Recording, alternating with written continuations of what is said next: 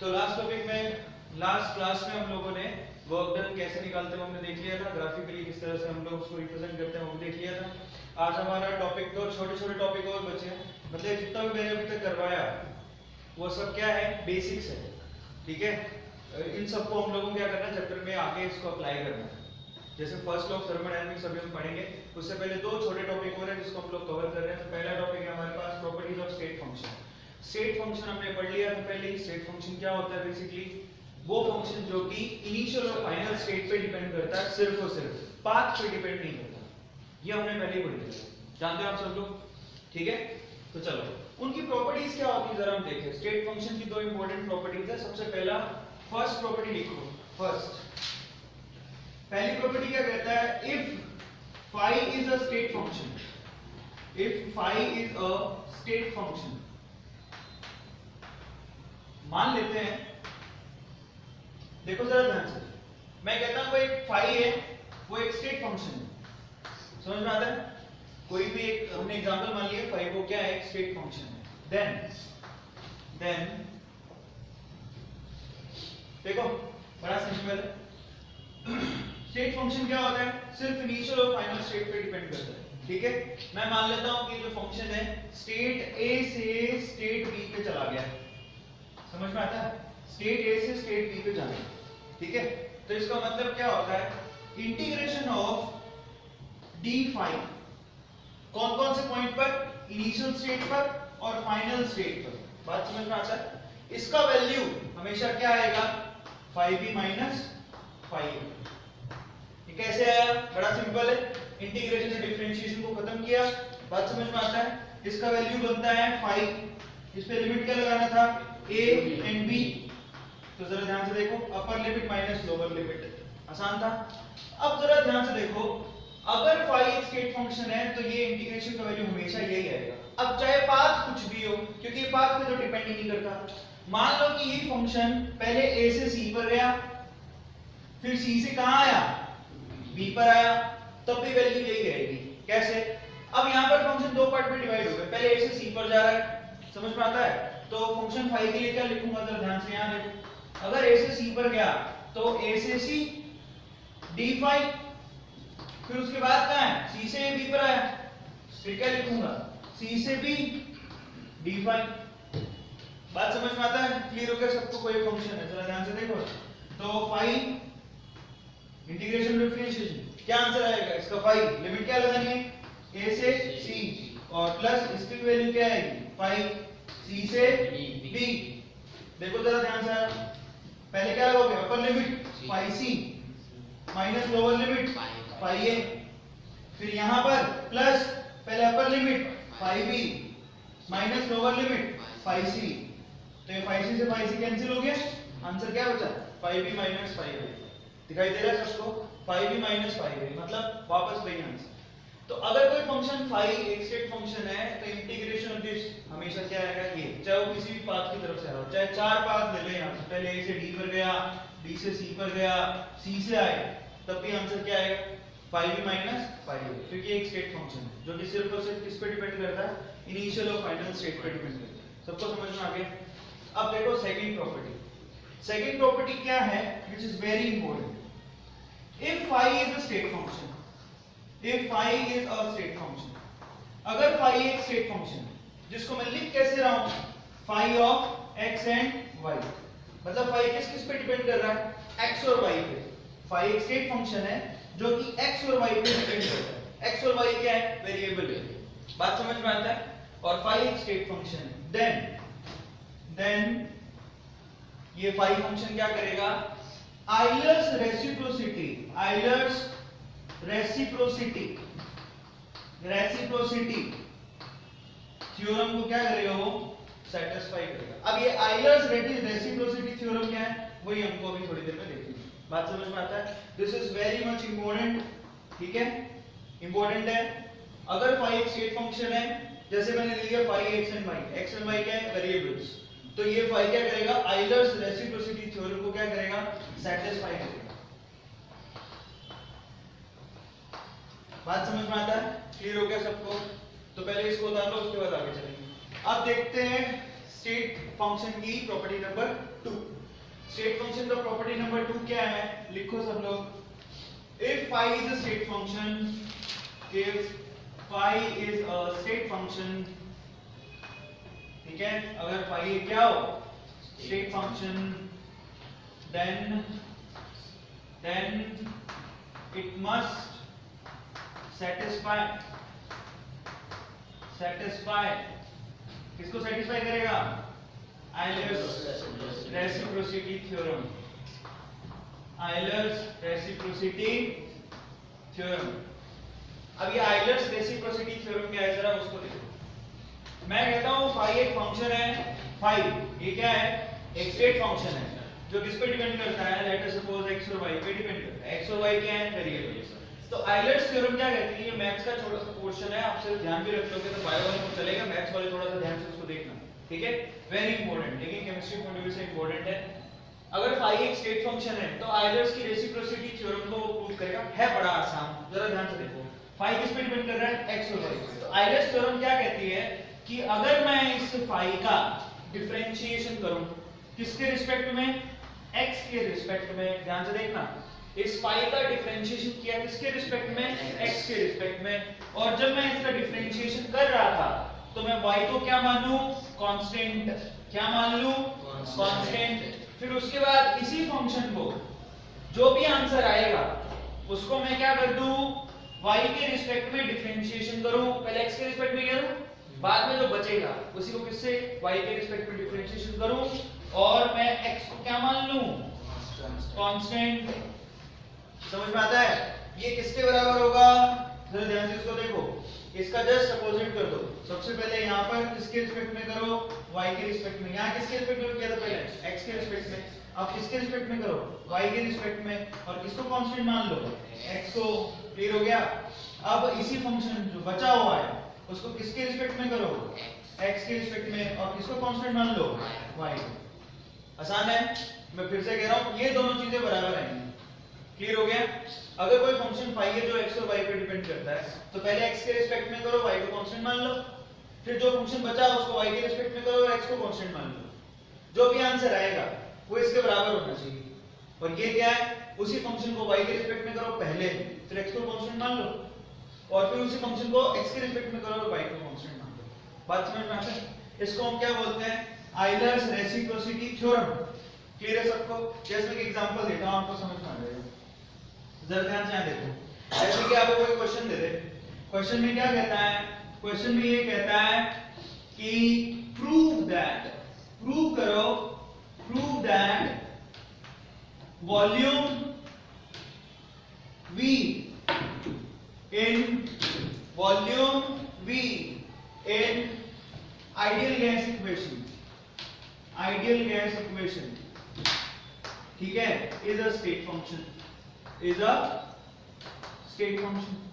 वो क्या कह रहा है, बड़ा आसान सा सिंपल सी बात बोल रहा है। क्या कह रहा है, गैस की जो आइडियल इक्वेशन होती है उसमें जो वॉल्यूम होता है, और हम लोग जानते हैं कि वॉल्यूम क्या होता है, स्टेट फंक्शन होता है, जानते हो, मैंने करवा रखा है। वॉल्यूम सिर्फ इनिशियल फाइनल स्टेट पे डिपेंड करता है, वो एक स्टेट फंक्शन होता है। क्लियर हो गया। अब अपने को प्रूव करना है कि वो एक स्टेट फंक्शन है, वो हम जानते हैं लेकिन प्रूव करते हैं। प्रूव कैसे होगा, अगर वो एक स्टेट फंक्शन है तो क्या करना चाहिए, आइलर्स थ्योरम को सेटिस्फाई करना चाहिए। बात सबको समझ में आ गई। अभी जरा ध्यान से यहाँ देखो। अच्छा, किसके अंदर, आइडियल गैस इक्वेशन के अंदर। अच्छा, आइडियल गैस इक्वेशन क्या होती है, PV nRT। याद है ना सब लोगों को, ये आइडियल गैस, दो तरह की इक्वेशन पढ़ी थी तुमने, van der Waals gas equation और आइडियल गैस इक्वेशन। तो ये आइडियल गैस इक्वेशन है, PV nRT, सबको ध्यान है, ऑब्वियसली जानता होगा, थर्ड चैप्टर में कर रखा है। अब इसके अंदर ये जो वॉल्यूम है इसको हमें प्रूव करना है, तो वॉल्यूम V को बाहर निकाल लो, क्या लिखेंगे इसको, nRT by P, बाहर निकाल लिया। अब जरा ध्यान से यहाँ देखो, ये यहाँ पर टोटल हमारे थर्मोडायनामिक वेरिएबल कितने होते हैं, तो वॉल्यूम होता है, टेम्परेचर होता है, प्रेशर होता है, नंबर ऑफ मोल्स को हम लोग क्या मानते हैं, कांस्टेंट। अगर गैस मैंने ले ली है तो नंबर ऑफ मोल्स हमारे लिए कांस्टेंट हो गया। तो जरा ध्यान से देखो, नंबर ऑफ मोल्स हमारे लिए कांस्टेंट, R क्या है यहाँ पर, कांस्टेंट। तो ये जो V है वो दो पे डिपेंड करता है, एक तो टेम्परेचर और दूसरा प्रेशर। जैसे कि जो फंक्शन phi था वो किस पे डिपेंड करता था, x और y पे। तो यहाँ मैं कह सकता हूँ ना कि जो वॉल्यूम है basically which is a function of temperature and pressure. बात समझ में आ गई। जैसे phi था किसका फंक्शन था, x और y का, इसी तरह से वॉल्यूम है टी और पी का हमारे लिए फंक्शन हो गया। अब हमें इस पर रेसिप्रोसिटी थ्योरम लगानी है भाई। क्लियर हो गया? पहले हम किसके रिस्पेक्ट में करेंगे? किसी के भी रिस्पेक्ट में कर लो। समझ में आ गया? एक्चुअली दोनों वे से हमें चलना है। अब जरा ध्यान से देखो, मतलब दोनों की वैल्यू बराबर आनी चाहिए, हमें प्रूफ करना है कि दोनों की वैल्यू बराबर आएगी। क्लियर हो गया सबको? तो जरा ध्यान से देखो, फर्स्ट ऑफ ऑल तो मैं क्या करता हूं, इसको t के रिस्पेक्ट में क्या करता हूं, डिफरेंशिएशन, और p को क्या मान लेता हूं, कांस्टेंट मान लेता हूं। तो जरा ध्यान से देखो, अगर मैं p को कांस्टेंट मान लूं और t के रिस्पेक्ट में करूं तो क्या आंसर आएगा, जरा चेक करो। dv, p का ही तो करना है, t के रिस्पेक्ट में करना है, और p को क्या मान लेना है, कांस्टेंट। dv/dt p, इसकी वैल्यू निकालनी है। अगर p कांस्टेंट है तो जरा ध्यान से देखो, n तो वैसे ही कांस्टेंट है, r भी कांस्टेंट है, अब तुमने p को भी कांस्टेंट मान लिया। बात समझ में आता है? हमें सिर्फ डिफरेंशिएशन किसका करना है, d/dt, किसका करना है, t का। ये तो करना है, जरा ध्यान से देखो, dv/dt करना था, मैंने p की वैल्यू उठा के रख दी, p की वैल्यू यही तो है, nRT/p। बात समझ में आता है? nR/p, ये तो सब कांस्टेंट है, बचा क्या, t। देखा जाए तो dt/dt क्या होता है, 1। बात समझ में आता है? dt से कैंसिल हो गया ना, क्लियर हो गया? या dt के रिस्पेक्ट में t का डिफरेंशिएशन 1 होता है। सबको समझ में आ गया? तो बचा क्या हमारे पास, nR/p, यही बचा। सबको दिखाई दे रहा है? क्या समझ में आया कि नहीं आया? नहीं आया? देखो जरा ध्यान से वापस देखो, हमको क्या लेना है यहाँ पर, v किस किस का फंक्शन है, t और p का। अब एक काम करो आप, सिंपल सा, जरा ध्यान से यहाँ देखो, हमको क्या निकालना है, देखो फिर से, हमको क्या निकालना है, del v/del t निकालना है। क्लियर है? p को कांस्टेंट मानते हुए, सबको समझ में आ रहा है? अब v की वैल्यू क्या है, v की वैल्यू उठा के रख दो यहाँ, v की वैल्यू उठा के, v क्या है, nRT/p को उठा के रख दूं, तो मतलब क्या निकला, del/del t। ये करना है हमें, p को कांस्टेंट मानते हुए। अब जरा ध्यान से देखो, इसकी वैल्यू उठा के nRT/p, ये वैल्यू उठा के रख दी v की। बात सबको समझ में आ गई? अब जो जो चीज है, क्योंकि तुमने यहाँ माना है p भी कांस्टेंट है, और पहले से ही n तो कांस्टेंट था ही तुम्हारे लिए, r भी कांस्टेंट था, p भी कांस्टेंट, सबको बाहर निकाल लिए। अंदर क्या बचा, nR/p, तो तुम्हारे लिए कांस्टेंट है, तो अंदर सिर्फ यही तो बचा, del t/del t। हाँ, अब हमजा बताएगा, हमजा 2/2 कितना होता है भाई, तो ये del t/del t कितना होगा, 1। तो बस वही तो किया मैंने। आंसर क्या है हमारे पास, nR/p। सबको समझ में आ गया? बेटे किसकी वैल्यू है, del v/del t, और किसको, कांस्टेंट माना है तुमने, रेशियो को। बात समझ में आती है?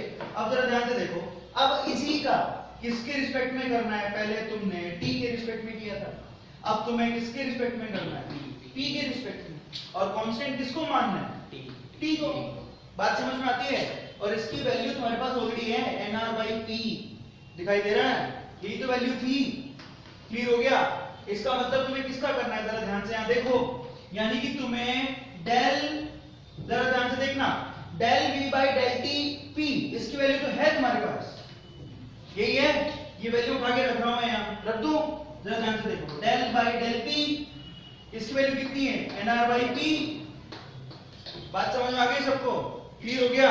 और तुमने t को कांस्टेंट मानना है, t तो यहाँ है ही नहीं, समझ में आता है? अब p के रिस्पेक्ट में तुम्हें करना है, nr क्या है तुम्हारे लिए, कांस्टेंट।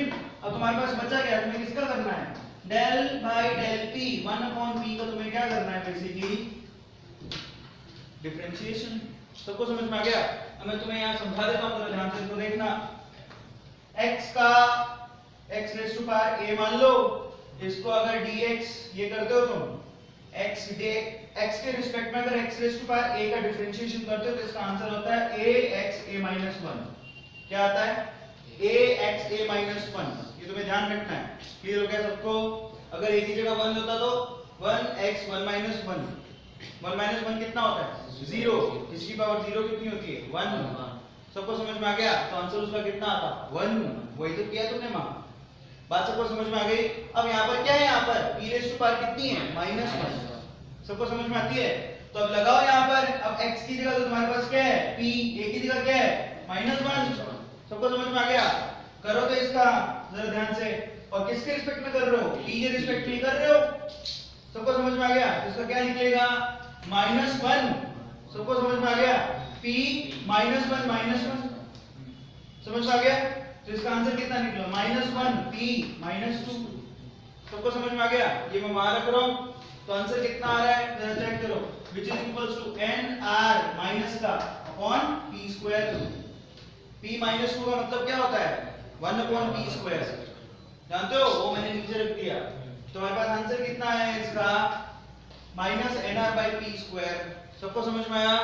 दोबारा समझा देता हूं, जरा ध्यान से चेक करो। फर्स्ट ऑफ ऑल हमने t के रिस्पेक्ट में किया, p को कांस्टेंट मान लिया।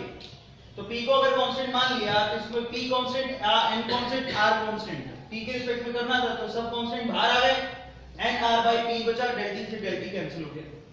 अब इसी का ये जितना भी वैल्यू आया था उसका हमने t के रिस्पेक्ट में करना था और t कांस्टेंट था, समझ में आ गया? अब इसका p के रिस्पेक्ट में करना है, nr तो क्या है कांस्टेंट, उसको मैंने बाहर निकाल लिया। तो 1 अपॉन p का p के रिस्पेक्ट में करना है, तो 1 अपॉन p का p के रिस्पेक्ट में कितना होता है, दैट इज -1 p -2। ये रख दिया, हमारे पास आंसर आ गया minus nr by p square. अब हमें ये प्रूफ करना है, ये तो हमारे पास क्या हो गया, तो पहले t के रिस्पेक्ट में किया था, अब हमें किसके रिस्पेक्ट में करना है, पहले p के रिस्पेक्ट में करना है फिर t के रिस्पेक्ट में करना है। सबको समझ में आ गया? क्लियर हो गया? तो फटाफट से ये उतार लो, उसके बाद हम दूसरा वाला पार्ट देखते हैं। हमारे पास फंक्शन क्या है b nrt बाई p। सबसे पहले हमने इसको t के रिस्पेक्ट में किया था, अब हम इसको p के रिस्पेक्ट में करते हैं। तो अब इसको p के रिस्पेक्ट में करेंगे तो क्या आएगा जरा चेक करो, del v by del p। किसको कांस्टेंट मानना है, p को मानते हैं तो वैल्यू रख दो v की, यही तो मतलब क्या करना है del v by del p। v की वैल्यू क्या है nrt बाई p, ये तो है इसकी वैल्यू। अब तुमने t को कांस्टेंट माना है, n वैसी कांस्टेंट, r वैसी कांस्टेंट, p भी कांस्टेंट, तो n r t तो बाहर आ गया। इसका मतलब तुम्हें डिफरेंशिएशन एक्चुअली में करना किसका है, सिर्फ p 1 का। ये सबको समझ में आ गया? p 1 का 1 अपॉन p को p 1 कहते हैं, पता लग गया। तो इसका आंसर कितना आ रहा है जरा चेक करो, n r t। सही है? p 1 का क्या होता है -1 अपॉन p, ये होता है। समझ में आ गया? p 1 का क्लियर हो गया सबको? तो ये इसकी वैल्यू आ गई, क्लियर है सबको? अब जरा ध्यान से देखो, तो मैं यहां से यूं कर रहा हूं, ये वैल्यू आ गई इसकी। अब हमें क्या करना है, इसको ये del b upon del p को, जिसमें तुमने t को कांस्टेंट माना था, इसी को तुमने अब किसके रिस्पेक्ट में करना है, del बाई del t, और p को क्या मानना है कांस्टेंट, यही करना है। अब जरा ध्यान से चेक करो, देखो del b upon del p की वैल्यू तुम्हें पता ही है, दिखाई दे रही है। इसको करना है t के रिस्पेक्ट में डिफरेंशिएशन, मतलब इसी को तो करना है। तो देखो जरा ध्यान से, इसको तो मैंने ले लिया ब्रैकेट में, इसको t के रिस्पेक्ट में करना है, ये तो हुआ। समझ में आ गया सबको? और इसमें तुम्हें क्या करना है, p को क्या मानना है कांस्टेंट। बात सबको समझ में आ गई? क्लियर हुआ? अब जरा ध्यान से देखो, p तुम्हारे लिए constant, n constant, r constant, जो कांस्टेंट को बाहर निकाल लो, n r by p square तुम्हारे लिए कांस्टेंट हो गया। क्लियर है? माइनस का साइन भी साथ में बाहर निकाल लिए, अंदर क्या बचा del t by del t, del t by del t cut गया। आंसर क्या है minus nr upon p square, वहां पर क्या है minus nr upon p square. दिखाई दे रहा है? दोनों सेम आ गए। इसका मतलब यहां से क्या प्रूव हो गया, it is proved that the volume in ideal gas equation is a state function. बात समझ में आई? क्लियर हो गया सबको? इस तरह से आपको छोटे छोटे स्टेटमेंट देंगे, लिखा होगा is it a state function, तो आपको आइलैट्स थ्योरम लगा के देखनी पड़ेगा। सबको समझ में आ गया? तो घर से तुम्हारे लिए एक होमवर्क भी है, क्या करोगे, तुम्हें प्रूव करना है। नेक्स्ट क्वेश्चन क्या दे रहा हूं, prove that pressure in van der Waals gas equation, pressure in van der Waals gas equation is a state function. ये प्रूव करके लाना है। समझ में आ गया? Van der Waals gas equation में जो प्रेशर होगा वो क्या होगा, एक स्टेट फंक्शन होगा। ये प्रूव करके लाना है तुम लोगों को। सबको समझ में आ गई? चलो तो इसको उतार लो फटाफट से, अब आगे चलते हैं। लिखो इसको।